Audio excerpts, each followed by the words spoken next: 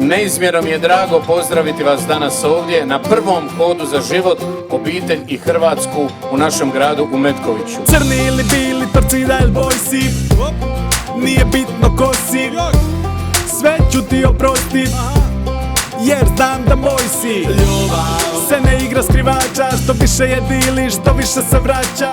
Danas smo se okupili ovdje kako bi podsjetili i sebe i druge koliko je zapravo važno zaštititi svaki ljudski život, bez obzira u kojoj fazi rasta i razvoja se on nalazio, a posebno onaj najnezaštićeniji život djeteta u majčinoj utrobi.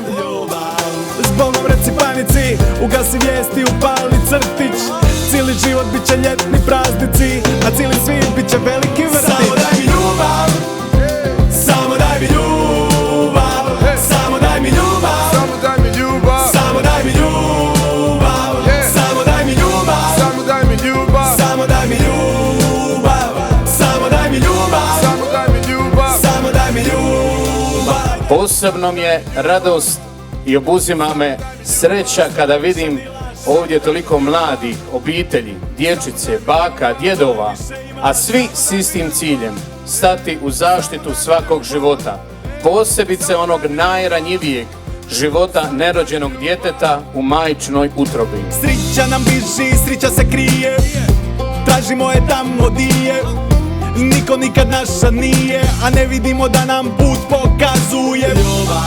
Kad bio sam mali i nisu me znali ni mater ni čača, u materinom grobu ima sam sobu, a nisam režije plaća. Hodat ćemo danas iz ljubavi prema tom djetetu, njegovoj majci, ocu i cijeloj obitelji okupljeni oko znanstvene činjenice da svaki život počinje začećem. Plaše nas da sutra more rat, more i glad, ko će znat, a ne znaju da preko sutra već ljubav imat će zadnju riječ. Samo daj mi ljubav, samo daj mi ljubav, samo daj mi ljubav, samo daj mi ljubav, samo daj mi ljubav, samo daj mi ljubav. Nema bezizlaznog stanja, jer najgore stanje je nekome oduzeti pravo za život. Dopustimo život svima bez iznimke, jer je i nama netko dao priliku da živimo svoj život. Hvala.